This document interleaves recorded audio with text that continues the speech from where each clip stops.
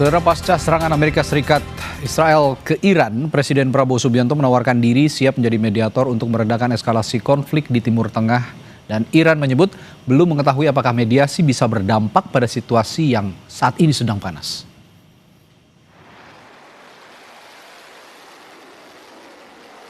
Di tengah semakin memanasnya konflik di Timur Tengah pasca serangan Amerika Serikat Israel ke Iran, Indonesia menyatakan siap menjadi mediator.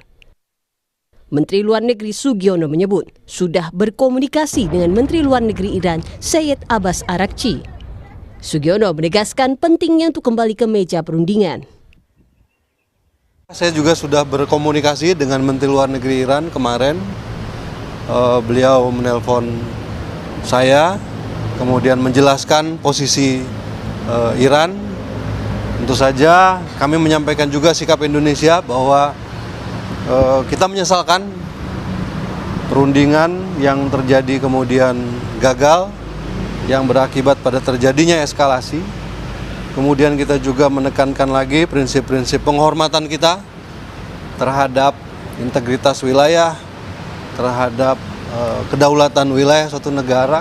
Kemudian kita juga menekankan kembali pentingnya untuk kembali ke meja perundingan.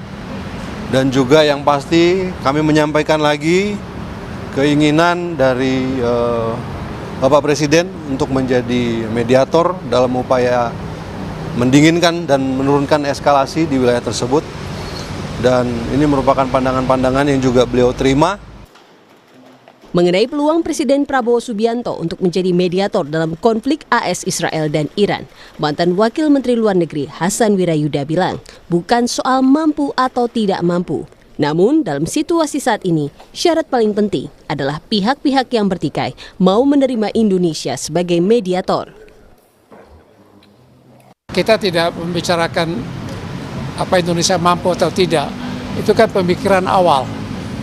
Dengan kata lain, untuk menjadi mediator kan harus juga ada penerimaan dari dua pihak yang bertikai. Dan kita belum lihat tanda-tanda itu. Kita bahas, tapi juga dalam konteks perkembangan mutakhir. Apakah dengan perang yang berkecamuk di Iran ini akan melemahkan, kemungkinan melemahkan posisi dan mandat BOP. Kita akan berhitung lagi dari sisi itu. Duta Besar Iran untuk Indonesia menyampaikan pemerintah Indonesia selalu bisa berkomunikasi dengan Iran. Namun dalam situasi saat ini, dia tidak bisa memastikan apakah mediasi dapat membuahkan hasil atau tidak. البته اگر دولت محترم اندونزی بخواد ارتباط بگیره این ارتباط قابل انجامه میتونه با طرف ایرانی صحبت بکنه و مشورت بکنن و صحبت کنن ولی راجع به اینکه آیا میانجیگری اتفاق خواهد افتاد یا نه من هیچ نظری ندارم چون نمیدونم که در این شرایط آیا چنین چیزی ممکن هست یا نه. Dalam konflik apapun, niat menjadi penengah patut diapresiasi.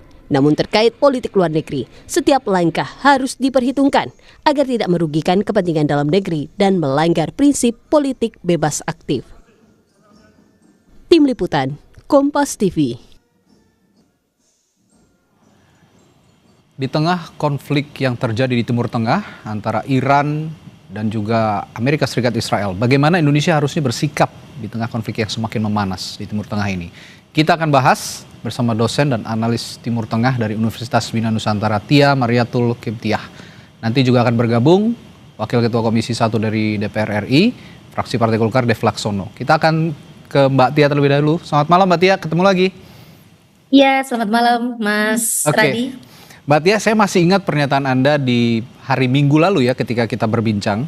Anda mengatakan sepertinya tawaran Presiden Prabowo Subianto untuk menjadi mediator di tengah konflik yang sedang terjadi ini sedikit tidak realistis. Nah, menurut Anda bagaimana faktor kunci yang membuat mediasi di negara seperti Indonesia ini sulit berhasil di konflik seperti sekarang ini?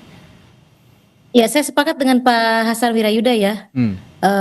Beliau cukup sangat jelas mengenai bagaimana proses menjadi mediator itu tidak mudah, apalagi bagi Indonesia. Ada beberapa poin yang harus kita perhatikan, Mas Radi. Pertama, kita dalam posisi saat ini Iran sama sekali tensinya belum turun, begitu ya. Sama sekali tidak ada perubahan, bahkan semakin semangat untuk terus mengirimkan roket-roketnya ke area titik-titik yang memang itu menjadi berdampak terhadap Amerika Serikat dan juga Israel begitu. Artinya memang kita tidak masuk ketika orang lain sedang kondisi panas begitu ya. Bagaimana menjadi mediator itu adalah mendamaikan, mendinginkan. Ini tidak mudah karena kan pada awalnya konflik ini terjadi dari adanya proses perundingan. Ketika perundingan itu deadlock, tiba-tiba masih berjalan dan Israel menyerang dan langsung membunuh pimpinan tertinggi negara dan juga agama, ini tentu melukai Iran. Kita tiba-tiba ingin masuk. Nah, ini yang sulit begitu. Itu yang pertama.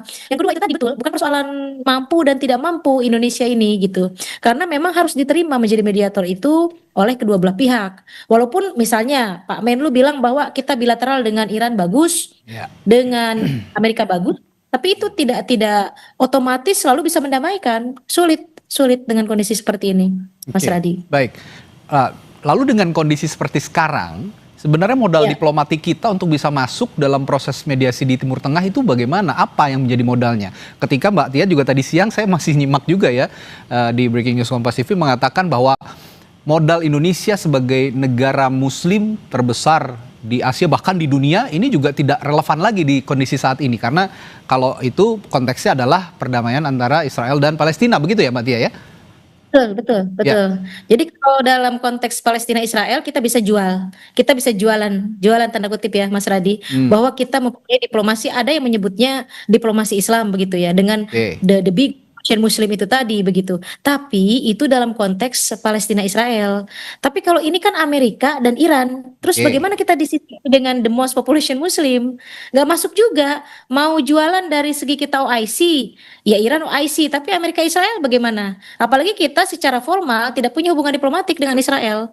Sulit begitu. Jadi ya kembali saya menyarankan sebaiknya Indonesia jangan terlalu show off lah. Dengan kondisi seperti ini diam dulu, kita melihat situasinya seperti apa ke depan.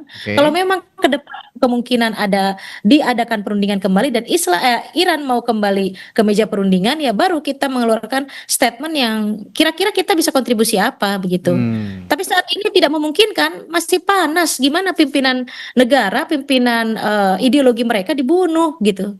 Itu tidak mudah loh gitu. Apalagi petinggi-petinggi militernya juga mereka habisi semua. Bahkan Ahmadinejad udah jadi sipil pun dibunuh gitu.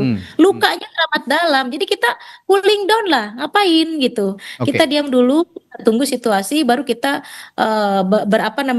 berdiskusi di internal kita di Indonesia. Kalau memang ingin kita berkontribusi, ingin promosi tentang negara kita, baru kita mengeluarkan statement begitu. Tapi ada yang menarik dari pernyataan Dubes Iran untuk Indonesia yang mengatakan bahwa kita mengapresiasi negara-negara yang sudah mengecam aksi Amerika Serikat dan Israel ke Iran. Nah, ini dengan kata lain juga agak menekan Indonesia untuk juga ikut mengecam. Jadi kalau dalam posisi wait and see seperti Mbak Tia bilang sekarang ini, apakah kecaman itu juga akan malah menambah buruk situasi atau bagaimana? Saya pikir tergantung ini untuk fungsinya apa. Kalau misalnya publik kita adalah sedang membutuhkan sikap yang tegas dan publik kita menunggu bahwa apa yang dilakukan Amerika Serikat dengan Israel itu adalah menyalahi international law, apa susahnya kita juga mengecam, mengkritik seperti yang dilakukan oleh Malaysia. Kenapa Anwar Ibrahim begitu jelas dan begitu masuk dalam kolom Al Jazeera misalnya, maaf saya menyebut merek media lain, karena dunia melihat dia mempunyai sikap politik yang tegas dalam dunia internasional, dalam hal ini dalam politik global. Anwar Ibrahim itu jelas bagaimana sikapnya, langsung dia mengecam begitu, sehingga itu menjadi respect, justru menjadi respect demikian. Kita dalam posisi yang ditunggu oleh publik domestik aja diam, tapi hal yang ditunggu malah keluar statement gitu. Itu yang sangat disayangkan gitu.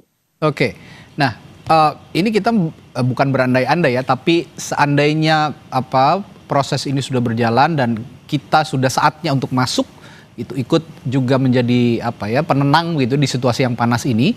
Ini kan Presiden Prabowo Subianto punya latar belakang militer dan jaringan internasional, karena beliau juga cukup rajin untuk bersafari ke negara-negara di Timur Tengah, juga termasuk di negara Eropa.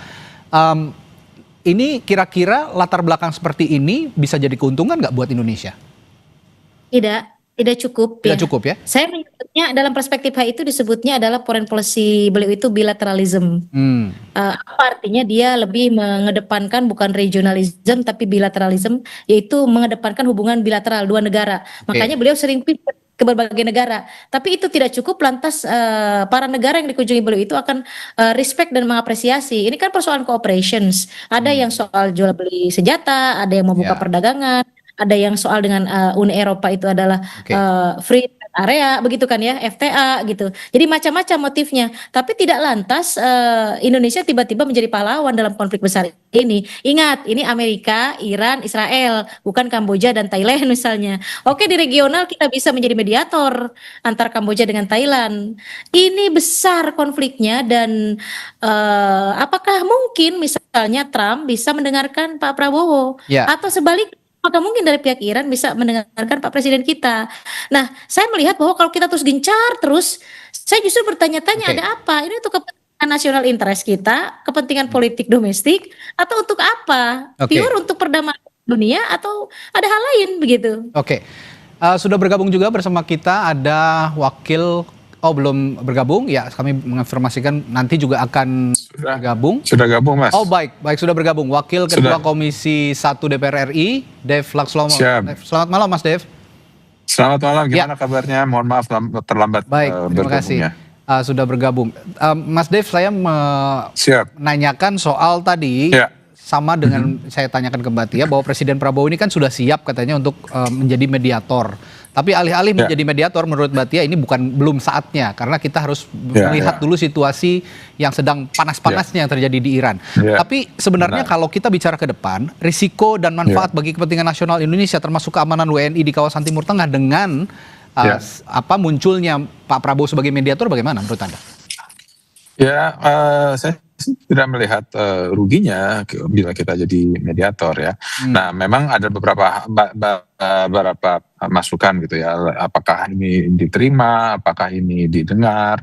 Ya, nah, kita kan ini sebagai mediator itu kan kita untuk menjembatani apa yang menjadi hambatan komunikasi dari kedua belah pihak.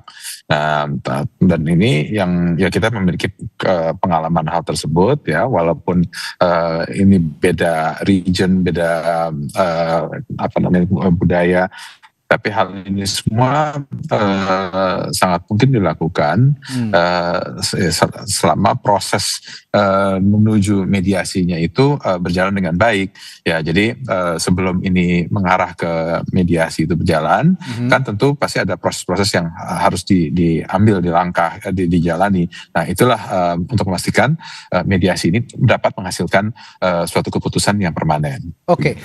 Untuk menjadi mediator ini juga kan perlu modal diplomatik. Tadi juga saya tanyakan kepada Mbak Tia, modal diplomatiknya apa? Nah, kira-kira menurut Mas Dev apa modal diplomatiknya? Ya gini ya, memang pertama ya, kita sebagai negara Islam terbesar, kita sebagai bagian dari BOP, bagian dari UN juga, kita bisa berperan di forum multilateral. Nah, dan juga sebagai pihak yang tidak memiliki direct interest, tapi justru ingin mendorong terjadinya perdamaian. Inilah yang modalitas kita utama untuk kita gunakan agar kita bisa menjembatani pihak-pihak yang bertikai ini. Anda menyinggung soal Board of Peace, BOP tadi juga salah satu modal menurut Mas Dev diplomatik untuk bisa menjadi mediator. Tapi ketika pendiri atau inisiator BOP ini sendiri adalah Presiden Amerika Serikat Donald Trump yang juga ikut menginvasi Iran, ini banyak sekali yang mengkritik, masih relevan nggak kita dalam BOP? Saya akan tanyakan itu setelah jeda nanti ke Mas Dev di Sapa Indonesia Malam. Tetaplah bersama kami.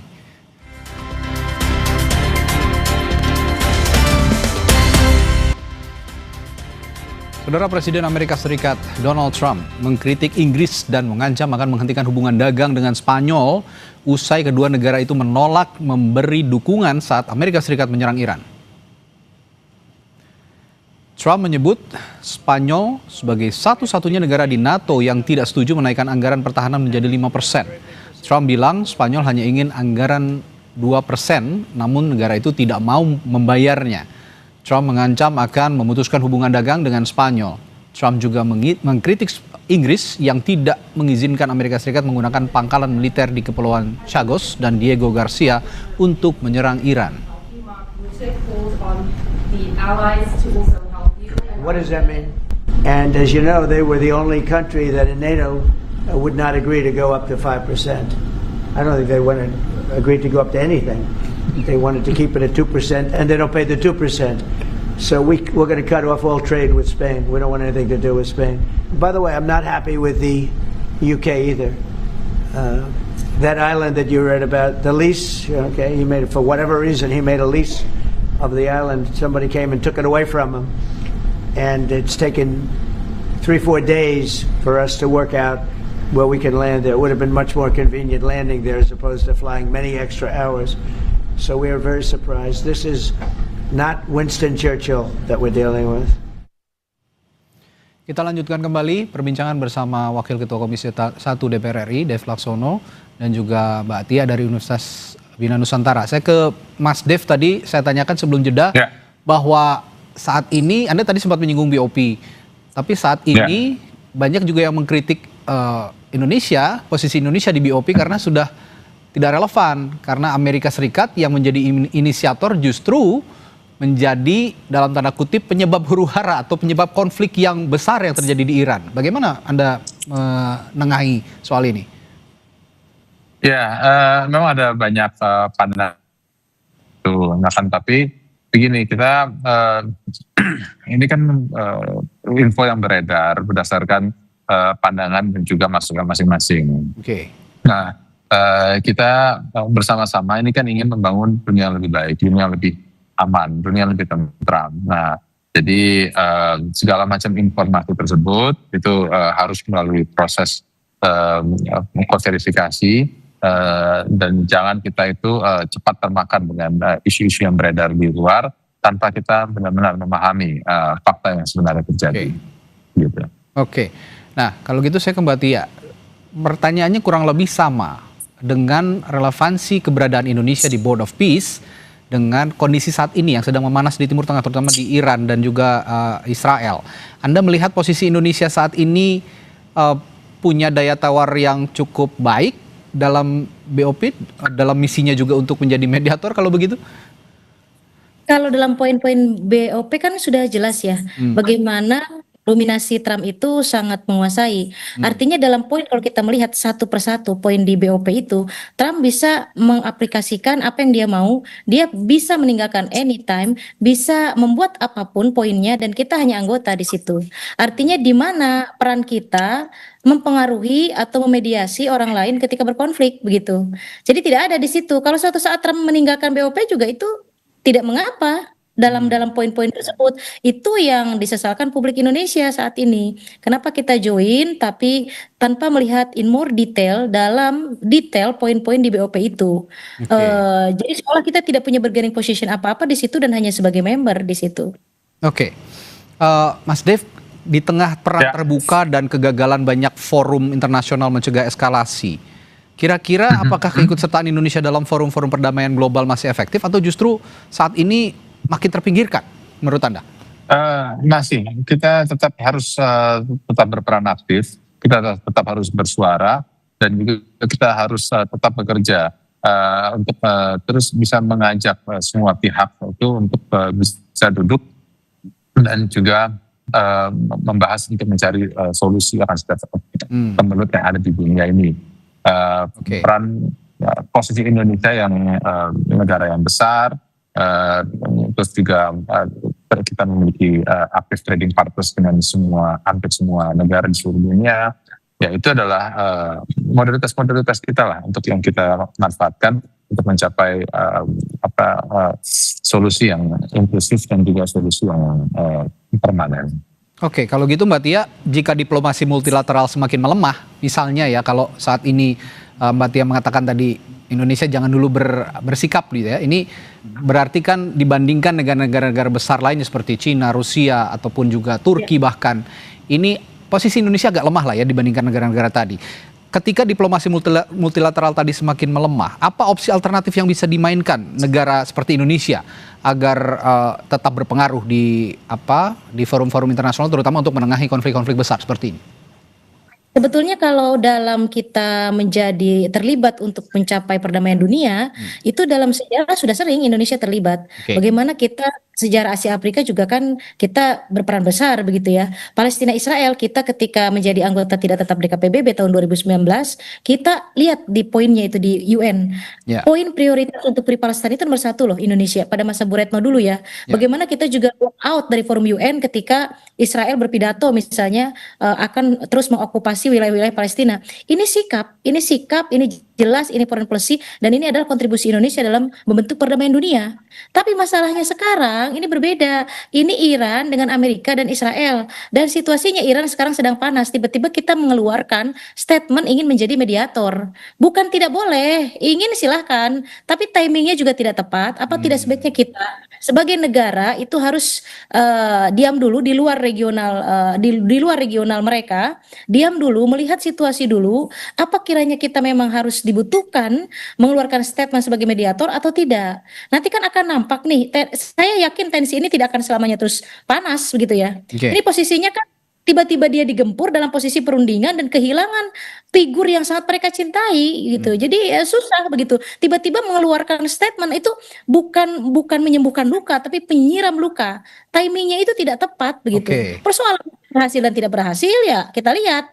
Cuman masalahnya baru sehari loh. Baru sehari digempur habis-habisan, kemudian sekolah anak-anak perempuannya mati begitu ya. Tiba-tiba presiden kita mengeluarkan statement ingin pergi ke Teheran menjadi mediator. Oke. Tidak tepat sekali, itu baru sehari loh Mas. Oke. Tunggulah dulu, tunggu. Itu yang namanya diplomasi itu begitu. Kita bukan bentuk kita terlibat join langsung. Namanya diplomasi itu soft approach, letter of trust dalam perspektif hal itu. Kita tunggu dulu semuanya. Apakah mereka ada proses cooling down? Apakah Iran nanti akan kembali trust terhadap perundingan, kembali ke Amerika atau malah tidak? Kita lihat, baru kita berkontribusi di situ. Bentuknya apa? Kita diskusikan bersama, jangan langsung jeplak, baru sehari konflik, tiba-tiba mengeluarkan statement. Jangankan publik internasional, publik sendiri saja mentertawakan. Oke. Nah, ini kan kalau dari gestur yang dikeluarkan oleh Presiden Prabowo, dan sebenarnya gestur-gestur ini juga sudah muncul pada pemerintahan Indonesia sebelumnya ketika kita walk out dari UN begitu ya, ketika Amerika Serikat ataupun Israel pada saat itu habis-habisan menginvasi Palestina. Ini kan saya melihatnya dalam tanda kutip adalah diplomasi moral yang dikedepankan oleh Presiden Prabowo dan pemerintahan Indonesia sebelumnya juga. Tapi yang ingin saya tanyakan, apakah Indonesia juga perlu mengubah pendekatan nih dari diplomasi moral seperti ini ke diplomasi kepentingan nasional yang lebih tegas misalnya? Saya pikir begini ya, ini lebih kepada humanity, makanya kita strict banget. Dan Oke. kita membawa Undang-Undang Dasar 45 kan kalau persoalan Palestina Israel. Makanya Bu Retno saat itu sampai walk out. Dan itu didukung penuh oleh masyarakat Indonesia. Coba sekarang lihat dengan kasus baru perang 1 hari, Iran terpuruk, kaget, dia sedang perundingan diserang bahkan ke sekolah anak-anak ya, anak-anak loh, anak-anak perempuan, tiba-tiba presiden kita bicara regional mereka bukan begitu ya. Kemudian secara langsung juga kita tidak terlibat begitu. Itu kayak membasuh luka begitu. Jadi kita cooling down dulu, tunggu dulu, bukan tidak boleh. Memang dari dulu kok, bukan kali ini saja. Indonesia selalu terlibat paling depan untuk create a peace di dalam politik global. Tapi bagaimana strateginya, caranya supaya dunia internasional tidak memandang remeh ke kita, jadi kesannya asbuny. Yang Oke. kedua, publik kita sendiri mendukung. Coba kita lihat deh bagaimana dalam sentimen analisis kita cek publik Indonesia. Aduh, saya ngelihatnya Mas, bagaimana begitu ya sebagai akademisi, sedih saya sebenarnya Pak Presiden diseperti itu kan oleh publik kita sendiri Oke. gitu. Nah, Mas Dev kalau gitu ya bukan nggak boleh kalau kata baik. Mbak Tia. Ini kan ada timing yang harus diperhitungkan Ya. juga. Nah, kalau Ya. begitu kapan Baik, timing baik. yang tepat kira-kira kalau menurut Mas Dev? Enggak gini, ini ada perbedaan pandangan dan pendapat ya. Kalau ini kan Mbak Tia menyampaikan bahwa ini menunggu timing agar cooling down. Oke. Tapi kalau saya melihatnya ini adalah solusi yang Presiden ingin segera tawarkan supaya segera terjadi komunikasi sehingga bisa ada titik temunya. Ya, tapi ini semua adalah perbedaan pandangan dan pendapat. Jadi ada pandangan dari publik, ada pandangan dari internal, dan juga ada yang melihat bahwa ini adalah sebuah situasi yang membutuhkan sentuhan yang lebih segera. Jadi ya ini semua tentu ada melalui pertimbangan yang masak. Presiden kan memiliki tim yang banyak, bukan hanya 1-2 orang ya. sehingga mengambil keputusan itu juga melalui pertimbangan yang cukup sangat serius. Nah, maka itu saya yakini apa yang disikapi oleh pemerintah ini melalui pertimbangan yang cukup mendalam untuk ditindaklanjuti ke selanjutnya. Oke, tapi Begitu. Kementerian Luar Negeri sendiri, Mas Dev, ketika kemarin berbincang dengan Kompas TV, ini juga belum menyampaikan secara resmi apa yang menjadi niatannya Pak Prabowo ini kepada pemerintah Iran, karena pemerintah Iran sendiri masih sibuk untuk menahan gempuran gitu ya, alih-alih untuk memperhatikan masukan dari pemerintahan negara lain. Nah, kira-kira dari Komisi 1 DPR, apa yang bisa diberikan catatan kepada pemerintah, terutama Kementerian Luar Negeri juga mengenai timing yang pas untuk menyampaikan hal ini kepada Iran? Ya, tentu timing yang pas itu dibutuhkan, akan tapi segala macam hal itu harus dipertimbangkan dengan masak, dengan detail, dan juga dilihat situasinya, baik situasi dalam negeri kita ataupun juga situasi luar negeri secara regional ataupun secara global. Dan juga peran kita itu bisa dioptimalkan sejauh mana. Ini kan baru tawaran yang disampaikan di awal. Nah, sementara kan pemerintahannya Iran sendiri kan juga mengalami ada perubahan kan, karena dengan tewasnya sejumlah pemimpin mereka. Nah, ini yang harus kita lihat juga dengan siapa counterpartnya presiden itu untuk melanjutkan pembicaraan ini. Oke, kalau gitu singkat Mbak Tia. Mbak Tia, saya terakhir ke Mbak Tia, apakah timing yang tepat itu ketika nanti pemimpin Iran yang baru ini definitif sudah terpilih untuk menyampaikan niatan Pak Prabowo tadi? Ya, bisa begitu, karena ini kan masih abu-abu, baru mau naik Ali Reza, meninggal juga, kemudian sekarang putranya beliau, Ayatollah Ali Khamenei, putranya ya, baru Mojtaba Khamenei. Itu Mojtaba Khamenei. Jadi belum selesai prosesnya, kita tunggu dulu lah. Nah, saya kan jadi adem Pak Dev kalau mendengar statement Pak Dev yang terakhir. Kita tunggu dulu, kita melihat dulu, jangan segala sesuatu yang keluar dari Pak Presiden kita langsung DPR mensupport, justru didiskusikan di DPR begitu ya, dan saya percaya DPR juga banyak orang-orang yang mengerti tentang hubungan internasional, bagaimana marwah kita di pentas politik global tetap bagus begitu ya. Saya sedih loh Pak Dev, saya sedih. Presiden kita dibully di mana-mana begitu ya, di domestik iya, di luar iya, dengan tiba-tiba mengeluarkan statement yang menurut publik internasional ataupun domestik itu aneh begitu, dalam kondisi yang tidak tepat begitu. Maka dari itu ini masukan, mungkin saya juga rakyat Pak Dev, masukan juga di komisi Pak Dev untuk bisa didiskusikan bagaimana jangan terlalu gencar lah untuk mempromosikan, membranding negara kita di saat orang lain sedang menderita begitu. Baik. Itu saja. Baik, terima kasih analis Timur Tengah yang juga dosen dosen hubungan internasional ya di Universitas Nusantara, Tia Mariatul Kiptiah, yang sudah memberikan perspektifnya malam hari ini, dan juga tadi ada Dev Laksono, Wakil Ketua Komisi 1 DPR RI, yang juga sudah memberikan pendapatnya di Sapa Indonesia Malam. Selamat malam Bapak dan Ibu, sampai jumpa lagi.